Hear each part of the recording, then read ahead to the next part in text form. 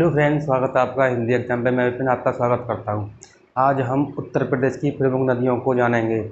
हमने जो पिछली वीडियो में उत्तर प्रदेश की कुछ नदियों के बारे में हमने जाना था और उत्तर प्रदेश में जो कि अफवाह तंत्र उसके बारे में हमने कुछ जाना था। उत्तर प्रदेश में आज हम उत्तर प्रदेश की जो प्रमुख नदियाँ हैं, जो कि मैंने यहाँ पर सभी इम्पोर्टेंट नदियाँ लिए हुए हैं और उनसे सभी फैक्ट मैंने इस वीडियो में लिए हुए हैं। यह वीडियो आपके लिए बेहद महत्वपूर्ण होने वाली है। आप इस वीडियो को बिना स्किप किए मत जाना, आप पूरी वीडियो बिना स्किप किए देखना। अगर वीडियो अच्छी लगे तो लाइक करके ज़रूर जाना और लाइक करके ज़रूर जाओगे। चैनल को सब्सक्राइब करके भी जाना। दोस्तों, मेरे पढ़ाने का तरीका कैसा लगा है कमेंट बॉक्स में ये भी लिखकर बताना। चलो वीडियो शुरू करते हैं। यानी जो कि अब ये नदी है, हमने गंगा नदी से जुड़े सभी महत्वपूर्ण प्रश्न सभी पढ़ लिए थे। जो कि जितने फैक्ट बनने वाले थे वो मैंने आपको पढ़ाए थे गंगा नदी से। गंगा नदी से अगर आपने वीडियो नहीं देखी है तो आप उस वीडियो को डिस्क्रिप्शन में जाकर देख सकते हैं।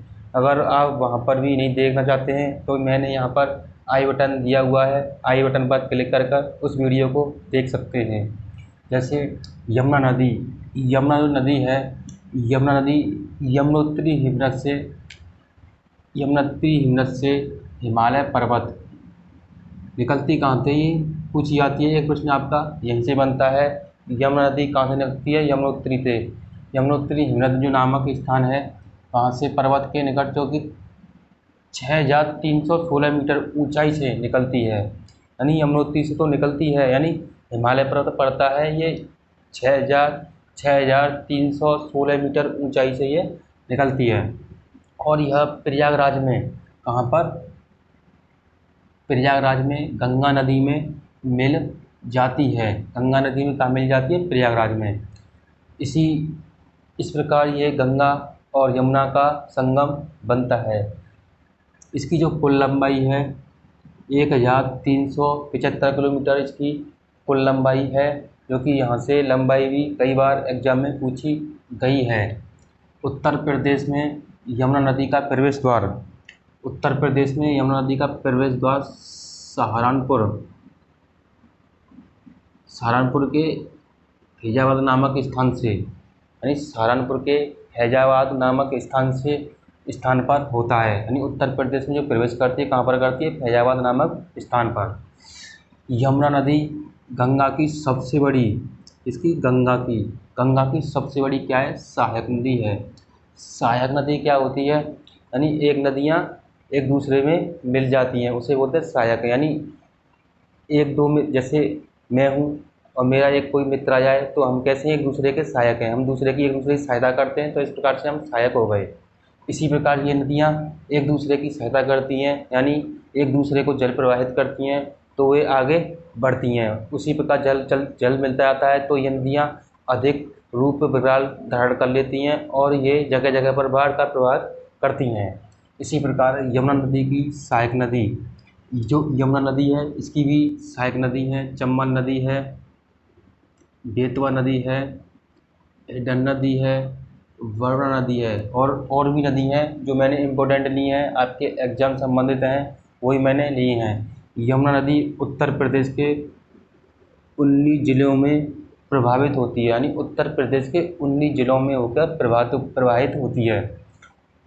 ये इसके इतने ही फैक्ट हैं जो कि मैंने इस वीडियो में लिए हुए हैं। आप इस एक और फैक्ट है, इसको ये भी जाना जाता है गड्ढों की नदी के नाम से, कि किसे जाना जाता है? यमुना नदी को। आप इसको लिख सकते हैं या आप अपने मन में याद कर सकते हैं। गड्ढों की नदी क्यों कहते हैं?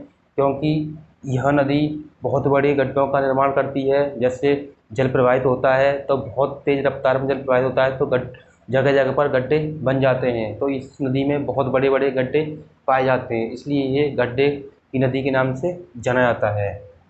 अब देखते हैं चंबल नदी। चंबल नदी मध्य प्रदेश के निकट विंध्याचल जो श्रेणी है, विंध्याचल श्रेणी में जाना पाव पहाड़ी, ये कई बार एग्जाम में पूछा गया है कि चंबल नदी कहाँ से निकलती है? मध्य प्रदेश के विंध्याचल श्रेणी के विंध्य श्रेणी है मध्य प्रदेश में, वहाँ के समीप स्थित जानापाव पहाड़ी से निकलती है। कहाँ से निकलती है? जानापाव पहाड़ी से निकलती है। इसकी जो कुल लंबाई है 1050 किलोमीटर है। यह नदी राजस्थान, ये कई बार एग्जाम में पूछा गया है, यह नदी राजस्थान के कोटा में, कहाँ? राजस्थान के कोटा में गांधी सागर बांध का निर्माण करती है। आपको क्वेश्चन जो पूछा जाता है, गांधी जो सागर बांध है किस नदी पर स्थित है? चंबल नदी पर स्थित है। कहाँ पर स्थित है? कोटा में। कोटा कहाँ पड़ता है? राजस्थान में। इस प्रकार के कई फैक्ट आपसे पूछे जा सकते हैं, आपको ध्यान रखना है। यह जो नदी है उत्तर प्रदेश में कहाँ पर प्रभावित होती है, यानी उत्तर प्रदेश में कहाँ प्रवेश करती है? उत्तर प्रदेश में इटावा के समीप यमुना नदी में मिल जाती है। यानी इटावा के समीप कहाँ मिलती है? ये यमुना नदी में मिल जाती है। इसे गड्ढों की नदी के नाम से भी जाना जाता है, इसलिए इसको भी गड्ढों की नदी के नाम से जाना जाता है। मैंने आपको जो कि यमुना नदी है उसको भी गड्ढों के नाम से जाना जाता है, और ये भी नदी है गड्ढों के नाम से भी जाना जाता है, क्योंकि ये वर्ल्ड जीके में कई बार पूछा भी गया है। तो आपको यहाँ पर याद रखना है, जो एग्ज़ाम होते हैं ये यूपी से रिलेटेड तो है ही है, क्योंकि वर्ल्ड एग्ज़ाम होते हैं, यानी वर्ल्ड जीके में ये आ जाते हैं। यानी भारत की जो जीके है, भारत के भूगोल है, उसमें ये कई बार पूछी गई है। इसकी जो सहायक नदी है कौन सी है? बेतवा है, क्षिप्रा है, काली है, पार्वती जो नदी है इसकी सहायक नदी है, बनास नदी इसकी प्रमुख जो नदी है सहायक नदी है। इसी प्रकार अब देखते हैं गंडक नदी।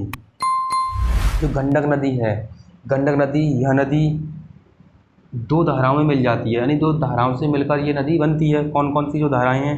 एक तो काली गंडक है, इससे मिलकर बनती है। एक त्रिशूल गंगा है, इन दो धाराओं से मिलकर इसका निर्माण होता है गंडक नदी का, जो कि इसे नेपाल में शालिग्राम जबकि मैदानी जो भागों में से नारायणी के नाम से जाना जाता है। अब इसे शालिग्राम के नाम से क्यों जाना जाता है? क्योंकि यह नेपाल में जब प्रवाहित होती है तो वहाँ पर यह बहुत चिकने पत्थर गोल आकार के शालिग्राम, जिन्हें शालिग्राम पत्थर के नाम से जाना जाता है, जो कि शालिग्राम पत्थर नेपाल में ही पाए जाते हैं। क्योंकि इसका ये शालिग्राम पत्थर अपने साथ बहाकर लेके आई, यानी वो बहुत चिकने पत्थर थे, तो इसलिए इसको वहाँ पर नाम शालिग्राम नदी के नाम से जाना जाता है। कहाँ पर जाना? नेपाल में। क्योंकि ये पत्थर नेपाल में पाए जाते हैं, जो कि वर्तमान में जो अयोध्या बन रहा है उसमें शालिग्राम पत्थरों का प्रयोग किया गया है, जो कि नेपाल से मंगाए गए हैं। इसी प्रकार यह नदी उत्तर प्रदेश के महाराजगंज और कुशीनगर जनपदों में, महाराजगंज और कुशीनगर जो जनपद हैं, जनपदों की सीमाओं में बहते हुए बिहार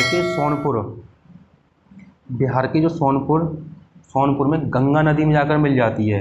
कहाँ पर मिलती है? गंगा नदी में जाकर मिल जाती है। इसकी जो कुल लंबाई है 425 किलोमीटर इसकी कुल लंबाई है, क्योंकि मैंने आपके एग्ज़ाम संबंधी फैक्ट सभी लिए हुए हैं। आप वीडियो को लाइक नहीं कर रहे हैं, वीडियो को लाइक करें, क्योंकि जब तक आप लाइक नहीं करेंगे तो मुझे मोटिवेशन नहीं मिलेगा। दोस्तों वीडियो को लाइक ज़रूर करें, क्योंकि आपकी एक लाइक मुझे बहुत मोटिवेशन देती है, क्योंकि आप लाइक करोगे तो मुझे पढ़ाने में और भी मज़ा आएगा और आपके लिए और अच्छा कोशिश करूँगा। फिर भी मैं आपको निष्ठुर बैच दे रहा हूँ, फिर भी मैंने बहुत अच्छे से आपको कंटेंट देने की कोशिश कर रहा हूँ। दोस्तों वीडियो अच्छी लगे तो लाइक ज़रूर करें, और मेरे पढ़ाने का तरीका कैसा लग रहा है आपको वो भी कमेंट बॉक्स में लिखकर बताएं। अब देखते हैं घाघरा नदी।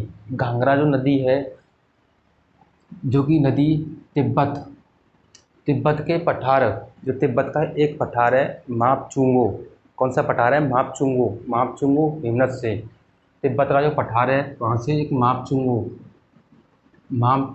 हिमनद से निकलती है, यानी तिब्बत के पठार के समीप मापचुंगो हिमनद से यह नदी प्रवाहित होती है, जो कि नेपाल में बहने के बाद, कहाँ बहने के बाद? नेपाल में। घाघरा जो नदी है नेपाल में बहने के बाद भारत में प्रवेश करती है, यानी नेपाल में होकर ये नदी भारत में प्रवेश करती है। इस प्रकार से भारत में प्रवेश करते करते उत्तर प्रदेश में, क्योंकि नेपाल में होकर आएगी तो कहाँ पर उत्तर प्रदेश पड़ता है, तो उत्तर प्रदेश में ये प्रवाहित होती है।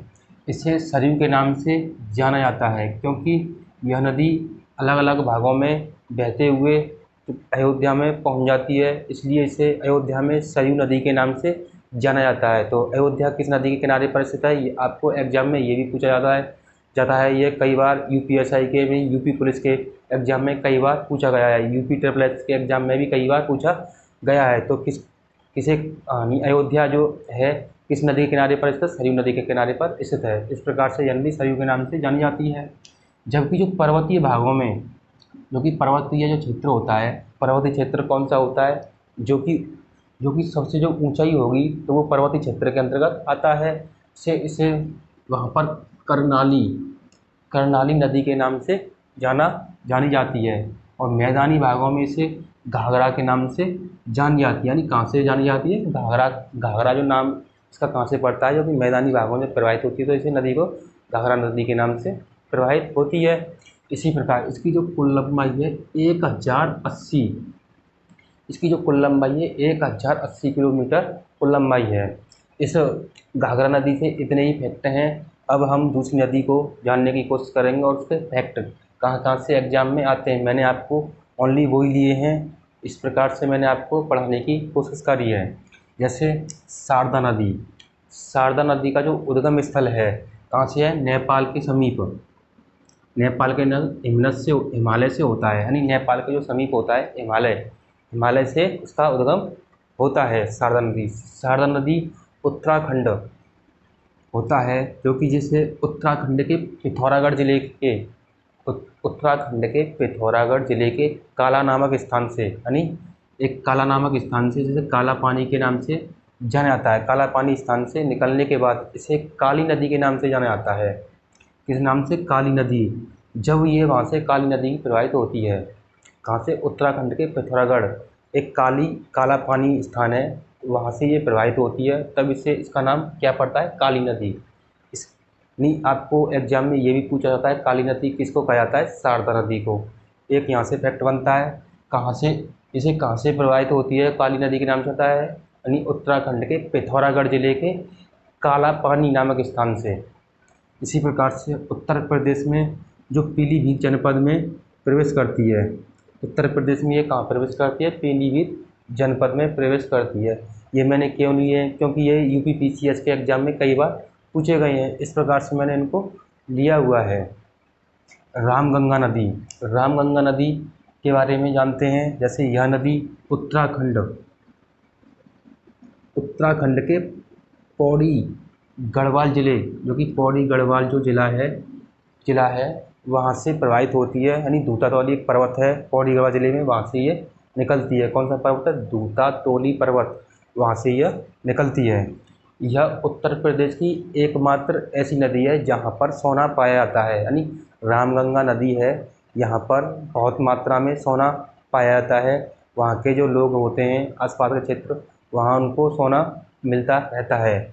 यह नदी एकमात्र, यानी अपेक्षाकृत बहुत छोटी नदी है। अपेक्षाकृत कैसी नदी है, यह छोटी नदी है। इसकी जो कुल लंबाई है करीबन लगभग 596 किलोमीटर लंबाई है, क्योंकि मैंने लंबाई यहाँ पर लिखी नहीं है, क्योंकि लंबाई आपके एग्जाम में पूछी नहीं गई है। जैसे एकमात्र उत्तर प्रदेश की ऐसी नदी है जहाँ सोना पाया जाता है। यह उत्तर प्रदेश में जो प्रवेश करती है, कहाँ पर प्रवेश करती है, बिजनौर जिले में। कहाँ पर प्रवेश करती है, उत्तर प्रदेश के बिजनौर जिले में यह प्रवेश करती है। अब हम जानने की कोशिश करेंगे कि उत्तर प्रदेश के जो ज़िले हैं नदियों के किनारे बसे हुए हैं, वहाँ से एग्जाम में कई बार पूछा गया है। गंगा नदी से मैंने बहुत सारे इंपॉर्टेंट आपको इससे पिछली वीडियो में करा दिए ही हैं, और इनको हम जानने की कोशिश करेंगे किस किस नदी पर कौन सा ज़िला स्थित है। जैसे गंगा नदी पर कानपुर, वाराणसी, फर्रुखाबाद, कन्नौज, प्रयागराज, मिर्ज़ापुर, गाजीपुर, क्योंकि ये बहुत बार यूपी पीसीएस के एग्ज़ाम में पूछा भी गया है, यूपी ट्रिपल एस के एग्ज़ाम में, यानी लमसम में सभी एग्ज़ाम में यहाँ से प्रश्न बने हैं यूपी ट्रिपल एस के एग्जाम में, यूपी पीसीएस के एग्जाम में, जहाँ तक यूपी पुलिस, यूपीएसआई कोई सा भी एग्जाम उठा लो, क्योंकि यहाँ से कई बार एग्जाम में पूछा था, यूपीएसआई के एग्जाम में और यूपी पुलिस के एग्जाम में तो बहुत बार यहाँ से एग्जाम में प्रश्न पूछा गया है, बहुत ही इंपॉर्टेंट है ये। जबकि यमुना नदी पर जो स्थित है, मथुरा है, वृंदावन है, आगरा है, कौशाम्बी है, इटावा, जो कि मैंने यहाँ प्रमुख लिए हैं। ज़्यादा मैंने आपको ज़िले नहीं लिखे हैं, क्योंकि जहाँ तक मेरी समझ है उन्हीं को मैंने लिखा है और यहीं से एग्ज़ाम में कई बार पूछा भी गया है। जबकि यमुना नदी के हमने सभी ज़िले जान लिए जो कि इम्पोर्टेंट हैं। अब देखते हैं कौन सा, रामगंगा नदी बिजनौर, मुरादाबाद, बदायूं और बरेली स्थित हैं। सरयू नदी पर एकमात्र अयोध्या, ये कई बार एग्जाम में पूछा गया है। अयोध्या मैंने अभी बताया भी है, तो कौन सा शहर स्थित है, अयोध्या। गोमती नदी पर कौन सा स्थित है जिले, लखनऊ, जौनपुर, लखीमपुर खीरी, सुल्तानपुर और पीलीभीत। ये मोस्ट इम्पोर्टेंट है गोमती नदी पर भी इम्पोर्टेंट है लखनऊ और जौनपुर, ये दो ज़िले बहुत ही इम्पोर्टेंट हैं। अगर आपको ये नहीं याद कर पाएँ तो दो ज़िलों को 100% याद कर लेना, यह मेरी गारंटी है, यह कई बार एग्जाम में पूछे गए हैं। ये भी बहुत इम्पोर्टेंट है, राप्ती नदी पर कौन सा शहर स्थित है, गोरखपुर। ज़्यादातर से गोरखपुर ही पूछा गया है, फिर भी मैंने 2 से 3 बना दिए हैं, जैसे बहराइच और गोंडा, ये भी इसी पर स्थित है, राप्ती नदी पर। ये बहुत इम्पोर्टेंट है। आपको वीडियो कैसी लगी मुझे कमेंट बॉक्स में बताएं। वीडियो अच्छी लगे वीडियो को लाइक करें, चैनल को सब्सक्राइब करें और अपने दोस्तों के साथ भी शेयर करें, क्योंकि वे शिक्षा प्राप्त कर सकें और यूपी स्पेशल जीके जो कि यूपीएसआई की तैयारी कर रहे हैं, यूपी पुलिस की तैयारी कर रहे हैं, तो वो आसानी से यहाँ पढ़ सकते हैं। और UP PCS, UPSC, ARO RO की भर्ती आने वाली है, उसके लिए भी ये बहुत इम्पोर्टेंट हैं, आप यहाँ से पढ़ सकते हैं। और आपको अगर नोटिफिकेशन नहीं आता है तो चैनल को सब्सक्राइब कर बेल आइकन को ऑन करके रखें, जिससे हमारी वीडियो आपके पास सबसे पहले पहुँचे। दोस्तों, मेरी वीडियो कैसी लगी और आपने अहम समय दिया, आपके लिए बहुत बहुत धन्यवाद दोस्तों।